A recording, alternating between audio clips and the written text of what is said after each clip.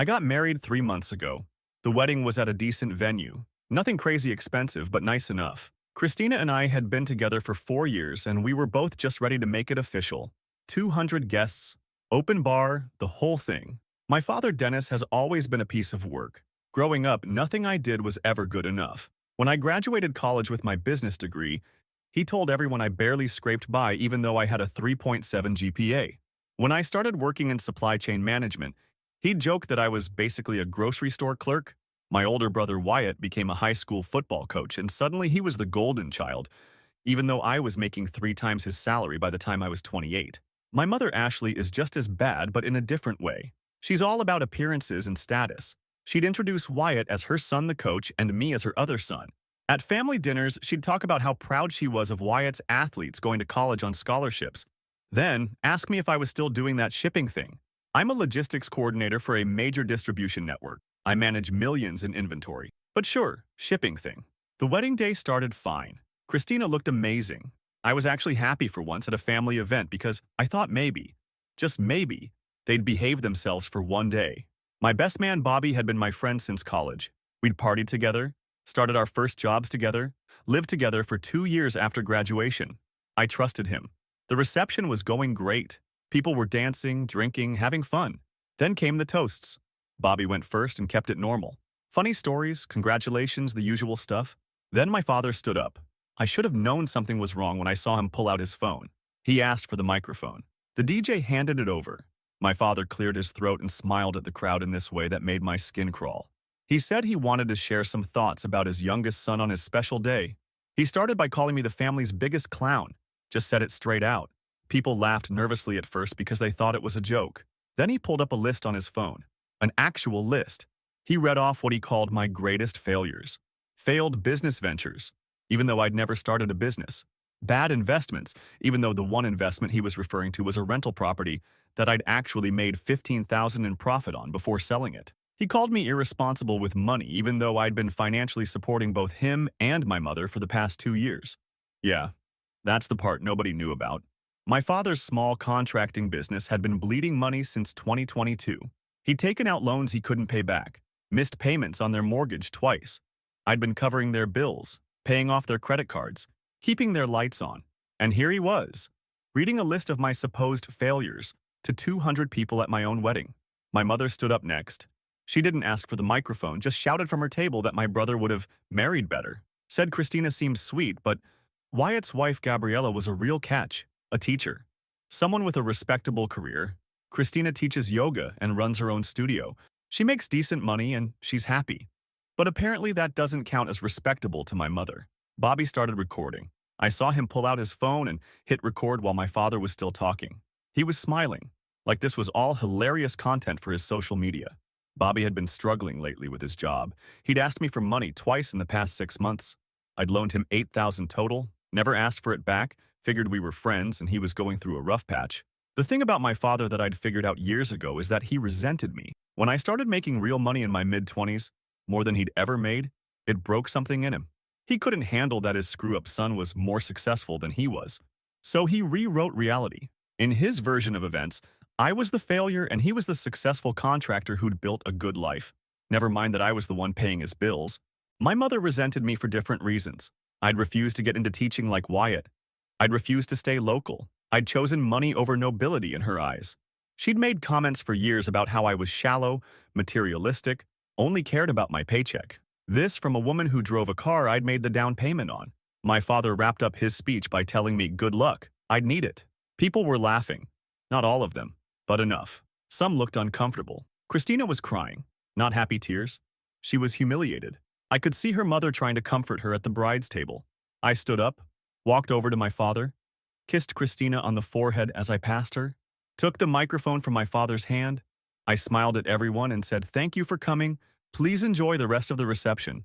Then I leaned close to my father and whispered that he should enjoy this moment because it was the last good day he was going to have for a very long time.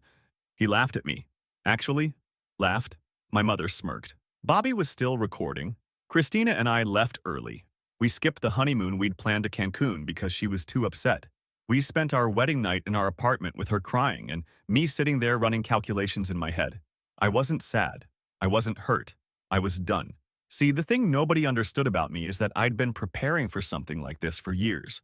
Every time my father made a comment, every time my mother dismissed me, I'd made note of it. I'd kept every receipt, every bank transfer, every payment I'd made on their behalf. I knew exactly how dependent they were on me. I knew exactly what I'd been holding up, and I'd always known that one day I might need to let it all collapse. Sunday morning, the day after my wedding, I woke up at 6. Christina was still asleep. I made 3 phone calls. The first call was to my father's business account manager. I'd been listed as a guarantor on his line of credit because he couldn't qualify on his own. I'd signed paperwork 2 years ago promising to cover his debts if he defaulted. I told them I wanted to be removed as a guarantor immediately and that I'd be sending formal written notice. They explained that would trigger a review of his account. I said I understood. The second call was to the credit card company where I'd added my mother as an authorized user on my card. She'd been using it for groceries, gas, shopping. I told them to remove her access and cancel the card. They confirmed it would be effective immediately. The third call was to Bobby. I told him he had 72 hours to pay back the $8,000 he owed me, or I'd be taking him to small claims court. He tried to laugh it off, said I was being dramatic. I hung up, then I sat back and waited. The first week was quiet. I ignored calls from my parents, blocked my father's number after he left me 6 voicemails calling me ungrateful and disrespectful. My mother sent text messages asking what was wrong. Why wasn't I answering? I didn't respond to those either. Christina asked me what I'd done. I told her I'd handled it. She didn't push for details. She knows me well enough to know that when I'm quiet and calm like this, it means I'm executing a plan. Week 2 is when things got interesting. My father's business account was frozen pending review. Without me as guarantor, the bank wanted immediate payment of his outstanding balance. $12,000 he didn't have. His contractors walked off jobs. Clients started calling asking where their materials were. His phone was ringing non-stop. My mother's card got declined at the grocery store, then at the hair salon. She called me 17 times in one day. I didn't answer. She showed up at my apartment building, but I wasn't home.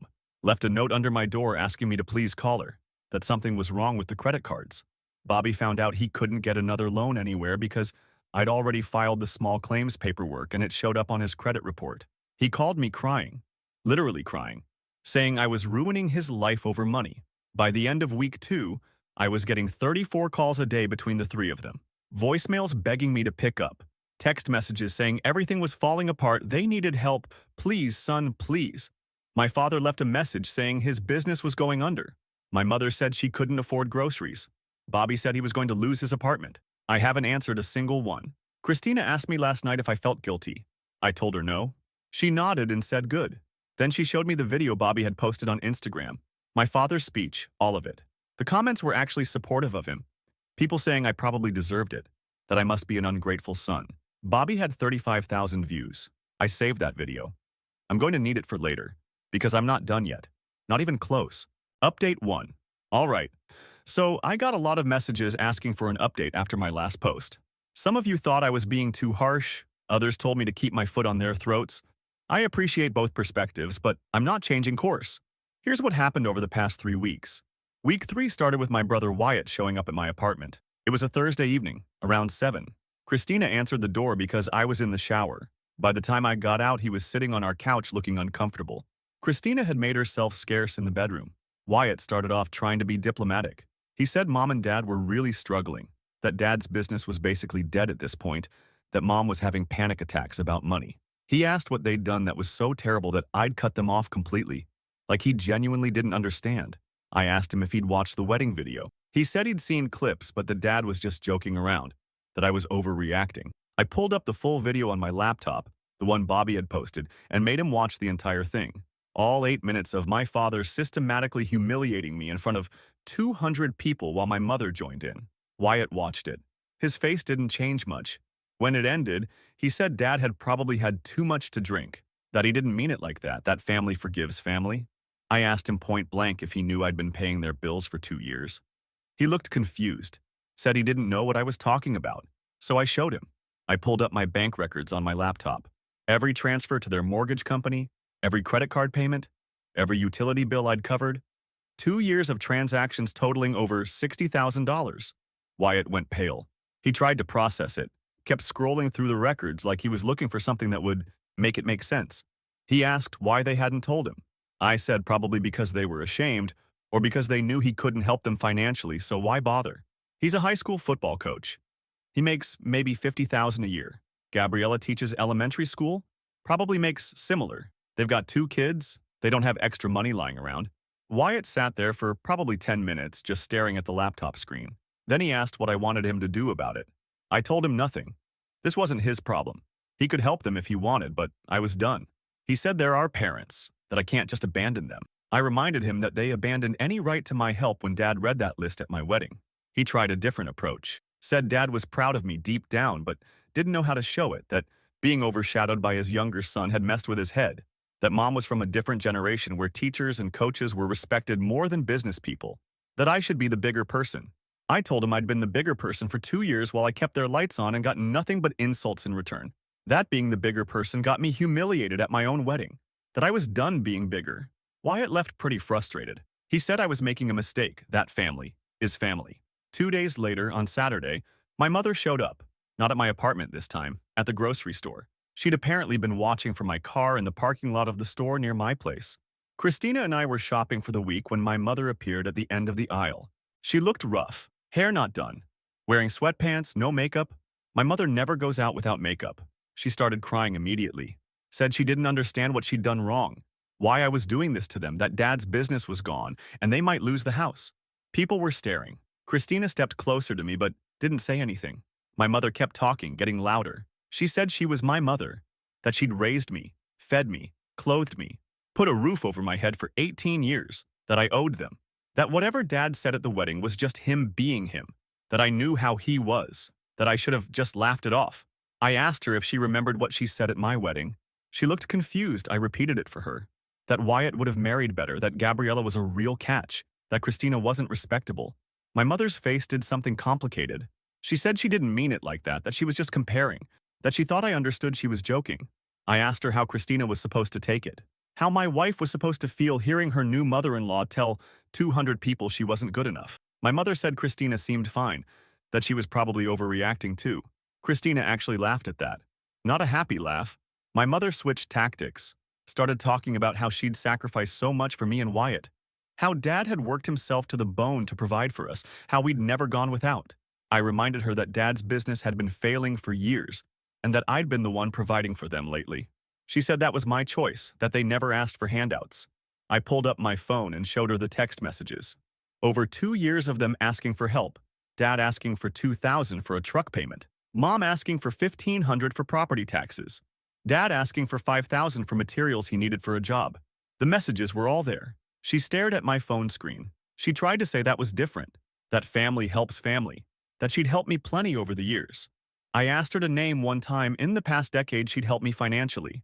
She couldn't. She switched to emotional support, said she'd always been there for me emotionally. I asked her if calling my career a shipping thing counted as emotional support.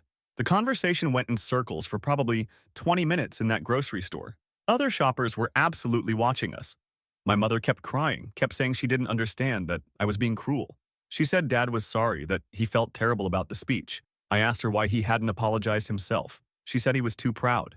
Too proud. That summed up my entire childhood. My father was too proud to admit his younger son was more successful. Too proud to admit he needed help. Too proud to apologize for humiliating me on what was supposed to be the best day of my life. And my mother enabled all of it. I told my mother I wasn't changing my mind, that she and Dad needed to figure out their finances without me. She started getting angry then, said I was ungrateful, selfish, that I'd always thought I was better than everyone else, that my success had made me arrogant, that I was punishing them for being honest about my flaws. Christina stepped in then, told my mother she needed to leave. My mother turned on her, said this was family business, that Christina had no right to interfere. Christina said I was her family now, that my mother had made it clear at our wedding what she thought of that family, and that we were done with this conversation. My mother looked like she wanted to say something else, but she just turned and walked away. Christina and I finished shopping in silence. When we got to the car, she asked me if I was okay. I said yeah. She said good, because my mother was completely out of line and she was glad I hadn't backed down. The next day, Bobby called from a number I didn't recognize. I answered because I thought it might be work. He immediately started talking, said he'd sold the video to some viral content aggregator and made $3,000 off it, that it was trending on multiple platforms now. He said this in a way that sounded like he thought I'd be impressed. I asked him if he was seriously calling to brag about profiting off my humiliation. He got defensive, said I'd cut him off over $8,000 like our friendship meant nothing, that he had bills to pay, that he'd found a way to make money and I should be happy for him. The video had over 200,000 views at that point across different platforms. I told him the small claims court date was in 2 weeks and that he should prepare to pay. He laughed, said he'd already spent the $3,000 on rent and bills, that he didn't have $8,000 and wasn't going to magically find it. I hung up. Christina asked me why Bobby hated me so much. I'd been thinking about that. Bobby and I had been close in college, but after we started working, things changed. I advanced faster, made more money, moved into better apartments, bought a newer car. Bobby stayed in the same position at his company for 6 years, got passed over for promotions, struggled with rent. I'd tried to help him, gave him job leads, let him use me as a reference, loaned him money when he asked.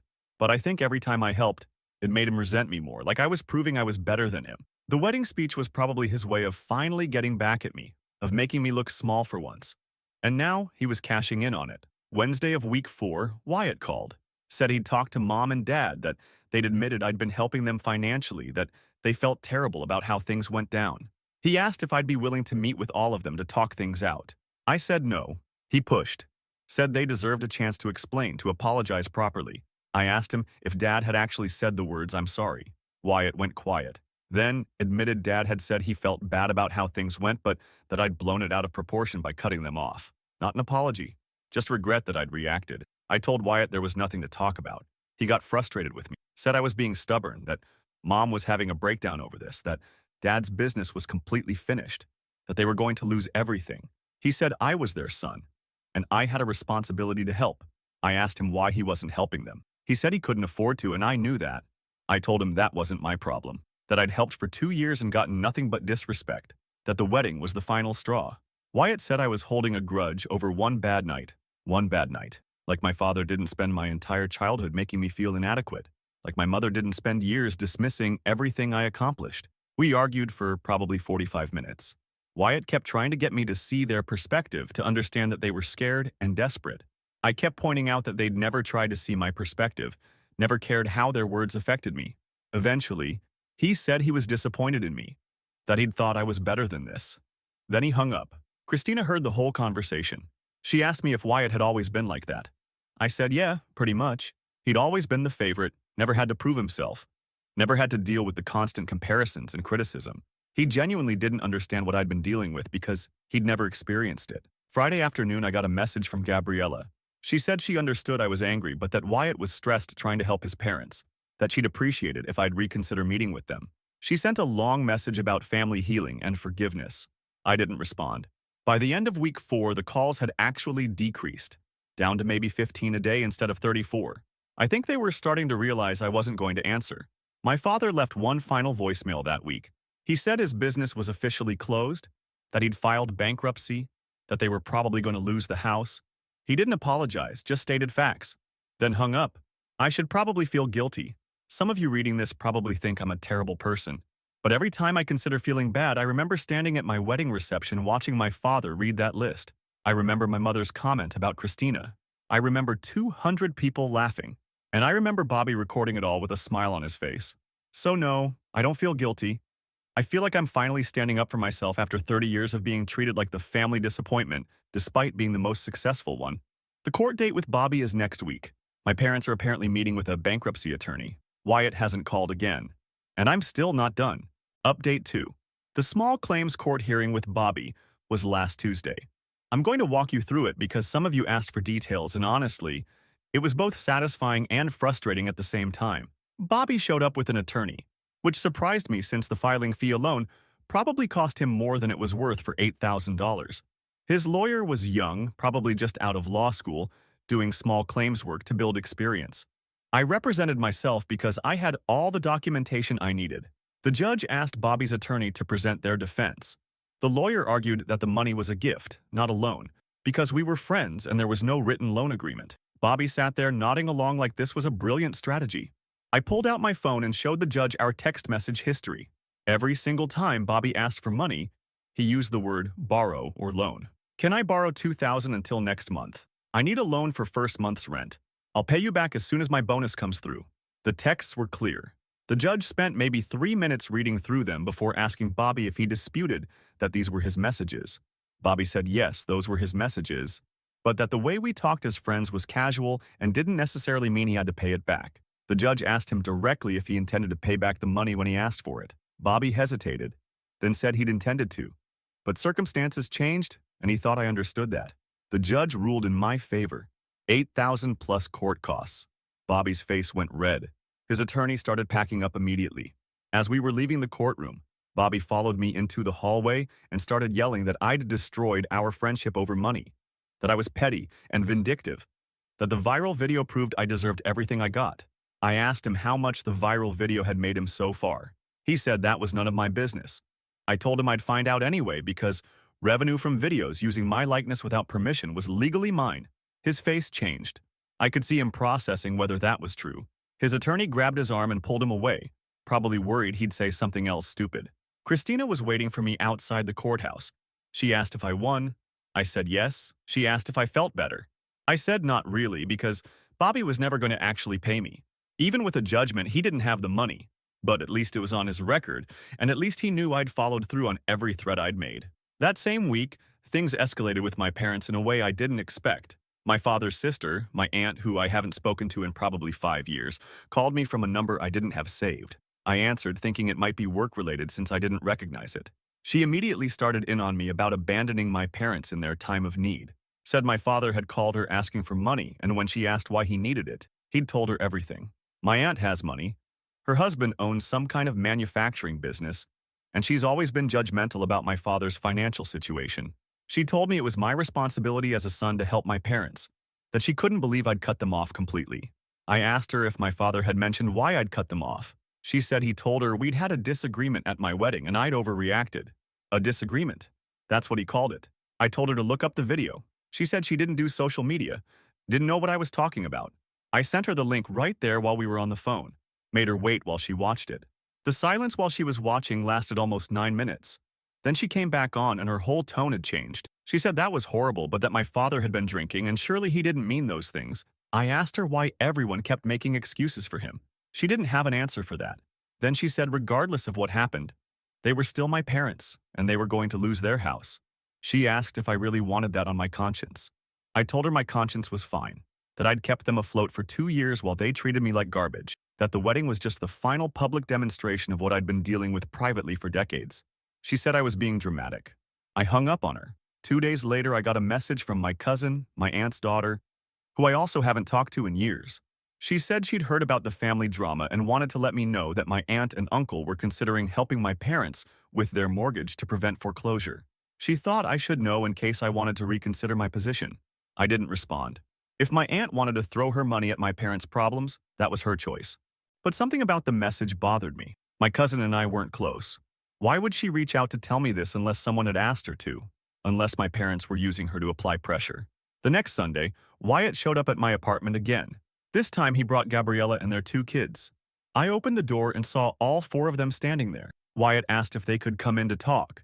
I looked at Christina. She shrugged. I let them in.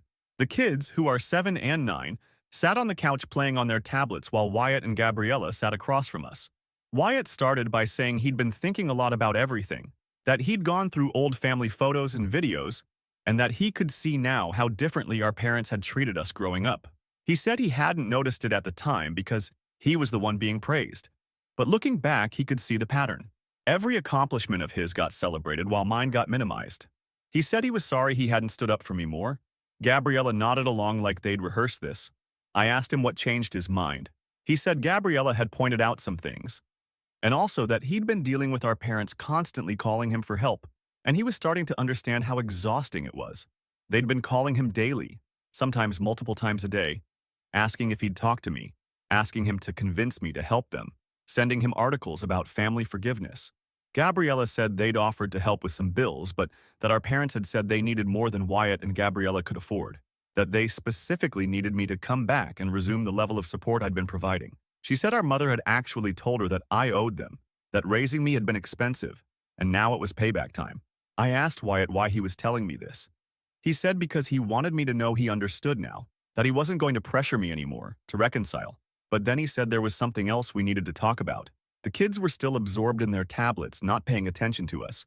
Wyatt said our parents had started telling people that I'd stolen money from Dad's business, that I'd been managing some of his accounts and had taken money without permission, that the reason his business failed was because I'd sabotaged it.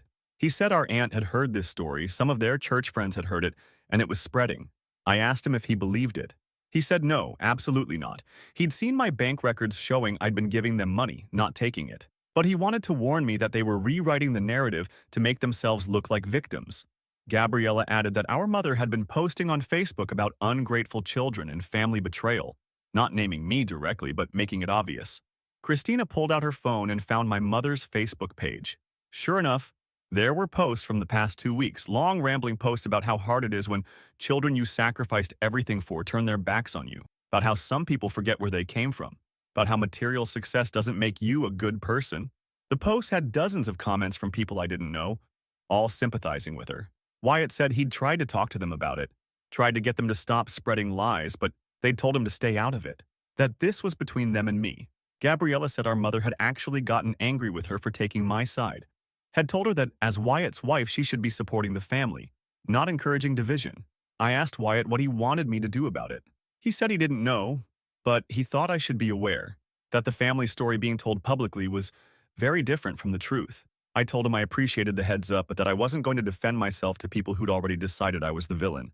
Gabriella surprised me then by saying she thought I should get ahead of this, that letting them control the narrative could cause problems for me professionally if it spread far enough. She teaches at an elementary school and apparently deals with parent drama regularly, so she understands how rumors work in communities. Christina asked if I'd ever friended coworkers or professional contacts on social media. I had. A few people from work, some vendors I dealt with regularly, former colleagues who might be useful for networking. Gabriella said if any of them saw my mother's posts or heard the stories my parents were telling, it could affect how they viewed me. After Wyatt and his family left, Christina and I sat there processing everything. She said we needed to consider whether to respond publicly or just let it blow over. I said I wasn't going to get into a social media war with my mother. Christina pointed out that silence sometimes looked like guilt. The viral video situation got more complicated too. By week 6, it had over 1 million views across different platforms. People were sharing it, commenting on it, making reaction videos. Most of the comments were actually sympathetic to my father. People saying he was just being honest, that tough love builds character, that I probably needed to hear those things. Bobby had apparently done interviews with a few content creators about the video. He was positioning himself as the friend who captured an authentic family moment, implying that he'd known I needed to be taken down a peg. He was building a following off of this. His social media had gone from a few hundred followers to over 50,000. Christina found compilations of the video with titles like Dad Roasts Son at Wedding and Brutal Best Man Speech Goes Viral. The comment sections were full of people debating whether my father was too harsh or just being real. Nobody in those comments knew that I'd been financially supporting my parents. Nobody knew the full context. I'd been thinking about that context a lot, about whether I should post my side of the story somewhere, show the bank records, show the 2 years of payments. Christina said that would look defensive. I said staying quiet was letting them win the PR battle. Thursday night, my father called from yet another number I didn't recognize. I answered without thinking. He didn't even say hello, just started talking. Said he knew I thought I was punishing them, but that I was really just punishing myself. That cutting off your family leaves you with nothing, that I'd regret this when they were gone. I asked him if he was threatening to die just to make me feel guilty. He said he wasn't threatening anything, just stating facts. That he and my mother were in their early 60s, that they wouldn't be around forever, and that I'd have to live with my choices. I asked him if he'd be around to apologize for the wedding speech. He said there was nothing to apologize for, that he'd told the truth, and I couldn't handle it. We argued for probably an hour. He kept insisting that everything he'd said at the wedding was meant to be funny, that everyone there understood it was a roast, that I was the only one who got offended. I pointed out that Christina had been crying. He said she was too sensitive. I pointed out that 200 people had laughed at me. He said that meant they got the joke. I asked him about the list of failures. He said those were real things that happened, that he wasn't making anything up. I went through each item. The failed business venture was a lawn mowing service I'd run in high school. I was 16. The bad investment he'd mentioned was the rental property I'd made $15,000 profit on. He said I'd sold it too early, so it counted as bad judgment.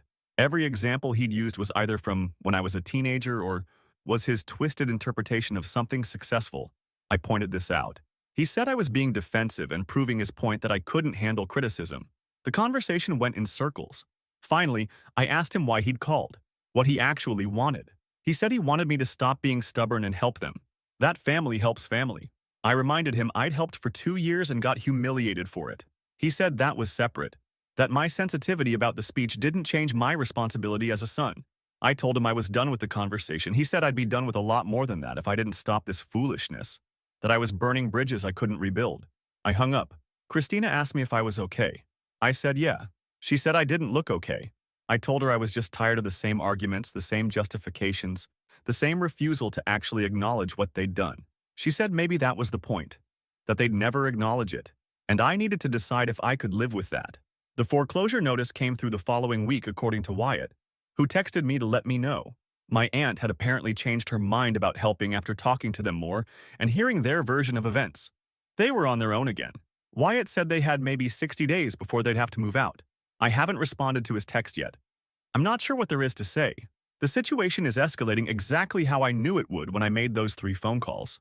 Everything is falling apart for them, just like I planned. But now there's the social media situation, the lies they're spreading, Bobby profiting off the video, and extended family getting involved in ways I didn't anticipate. This is getting messier than I expected, but I'm still not backing down. Some of you are probably going to say I should just let this go, that I've made my point.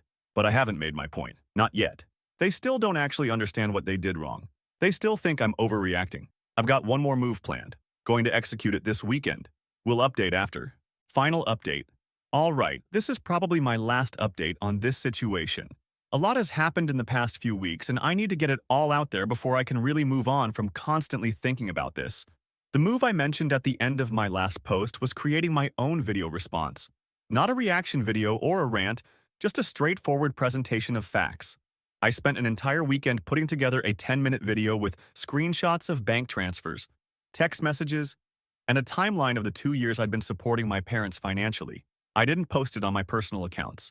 I created a new account specifically for this, uploaded the video with a title that was just the facts, context for the viral wedding speech, financial records, and text message evidence.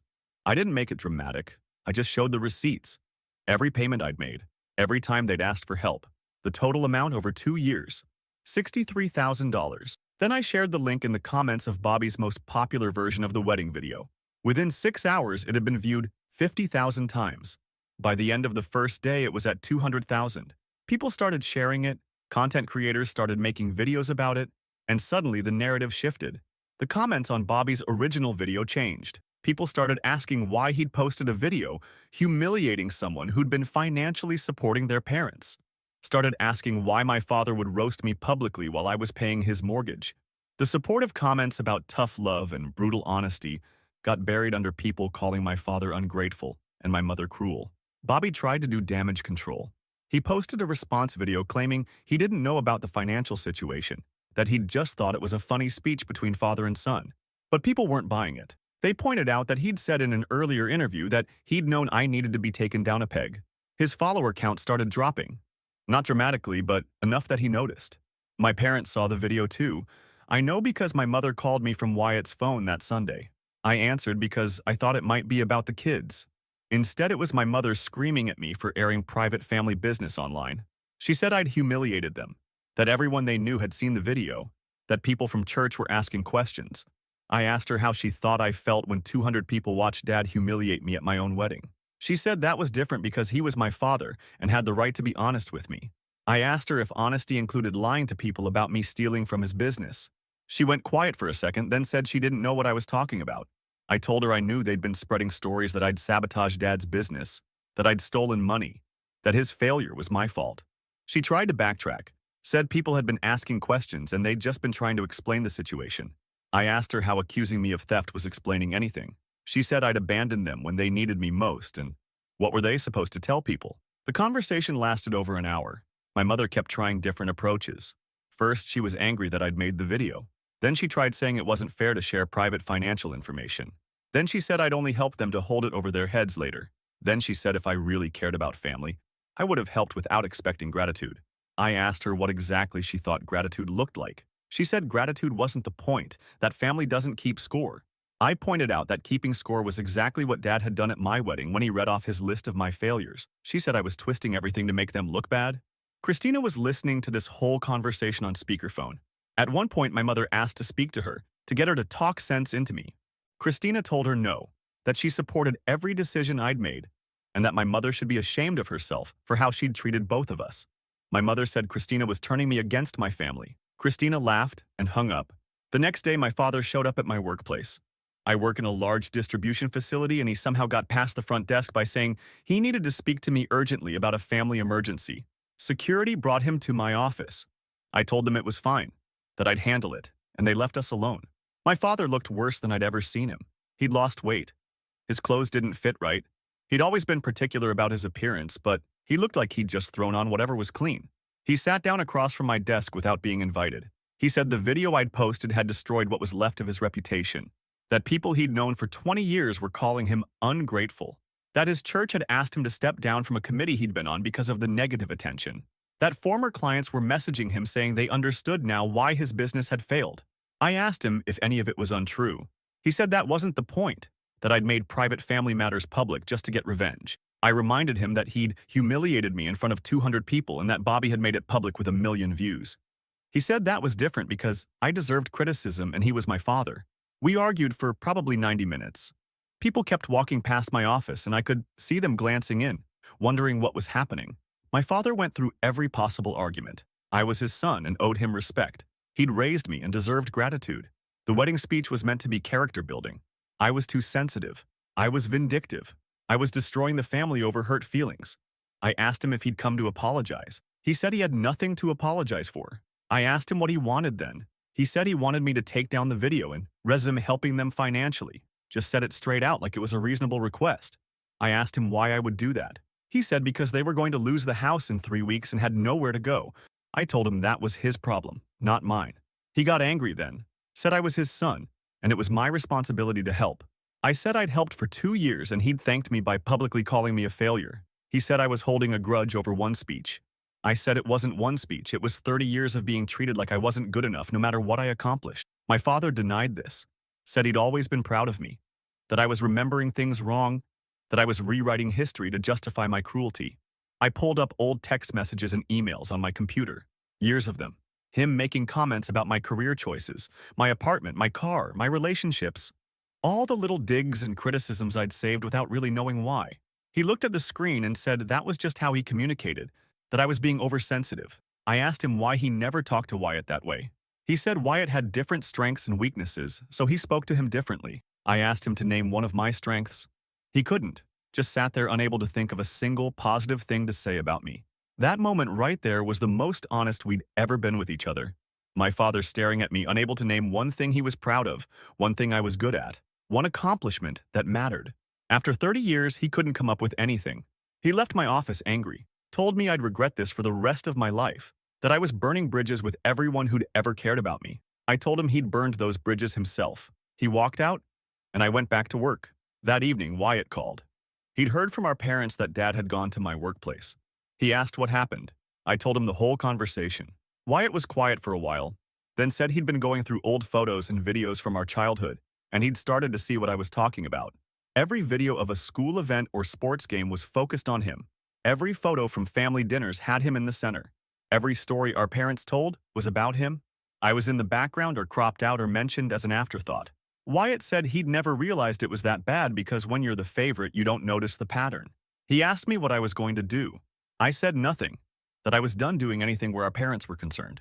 He said they'd called him, asking if he could help with the mortgage payment. He'd told them he couldn't afford it. They'd gotten angry with him, said if he really loved them, he'd find a way. He said it was the first time he'd felt the pressure I'd been under for years. Gabriella got on the phone and said my mother had actually suggested they take out a loan to help with the house payment, that she'd said family sacrifices for family. Gabriella had refused, and my mother had called her selfish. Wyatt said he was starting to understand why I'd cut them off completely. I told him I appreciated that, but he didn't need to tank his own relationship with them just because mine was destroyed. He said that wasn't what he was doing, that he was just setting boundaries because he was seeing their behavior clearly for the first time, that he couldn't unsee it now. The foreclosure happened on schedule. 2 months and 1 week after my wedding, my parents lost their house. Wyatt helped them move their stuff into a storage unit, and they moved in with my aunt temporarily. My aunt apparently set strict rules about how long they could stay and what they needed to do to find their own place. Bobby's social media following dropped from 50,000 back down to around 20,000 as people lost interest in the story. The wedding video is still up on various platforms, but the comments are mostly negative toward him and my father now. He hasn't made any more content about it. I heard through mutual connections that he'd been trying to monetize his following, but brands didn't want to work with someone associated with family drama. The small claims judgment against Bobby is enforceable for 10 years. I doubt he'll ever pay it voluntarily, but it'll sit on his credit report and I can pursue garnishment if he ever gets a job that makes it worthwhile. For now, it's enough knowing he has that hanging over him. My parents are apparently still staying with my aunt, but it's not going well according to Wyatt. My father got into an argument with my uncle about politics, and my aunt had to mediate. My mother has been complaining about everything from the guest room mattress to what my aunt cooks for dinner. Wyatt thinks they'll get kicked out within the month. They've stopped calling me. The calls dropped from 34 a day to 15 to 5 to eventually nothing. I'm still blocked on everything, and they haven't tried to reach out through other people either. I think they've finally accepted that I'm not changing my mind. Christina and I took the honeymoon we'd postponed. Spent a week in Cancun doing absolutely nothing but sitting on the beach and not thinking about family drama. It was the first time in 2 months I'd felt actually relaxed. When we got back, I realized I'd barely thought about my parents or the situation at all while we were gone. Some people have asked if I feel guilty or if I regret how hard I went with the revenge. The honest answer is no. Every time I start to second-guess myself, I remember standing at my wedding reception watching 200 people laugh while my father listed my failures. I remember my mother telling everyone my brother would have married better. I remember Bobby smiling while he recorded it all. I spent 30 years trying to be good enough for parents who were never going to think I was good enough. I spent 2 years financially supporting them while they continued to disrespect me. The wedding was just the moment when I stopped accepting it. People keep asking if I'll ever reconcile with them. I won't. That bridge isn't just burned, it's demolished. I'm not interested in rebuilding it. They had 30 years to treat me with basic respect, and they chose not to. I had every opportunity to keep enabling their disrespect, and I chose not to. Christina asked me last week if I was happy with how everything turned out. I thought about it for a while. I'm not happy that my family is broken. I'm not happy that I don't have parents I can call or rely on, but I'm satisfied that I finally stood up for myself. I'm satisfied that they faced consequences for their actions. I'm satisfied that I'm not financing their lives while they mock mine. The wedding was supposed to be the best day of my life, and they turned it into a humiliation. So I turned their comfortable life into chaos. Maybe that makes me vindictive. Maybe that makes me cruel. But I'm okay with that. I'd rather be cruel than be a doormat. To everyone who supported me through the updates and told me to stay strong, thank you. To everyone who said I was overreacting or being too harsh, I respect your opinion, but I disagree. You don't spend 30 years being someone's verbal punching bag and then just forgive them because they're family. I'm done updating this story. I'm done thinking about it constantly. I'm moving forward with my life, my wife, and the family I'm building with her. My parents made their choices. I made mine. And I'm at peace with that.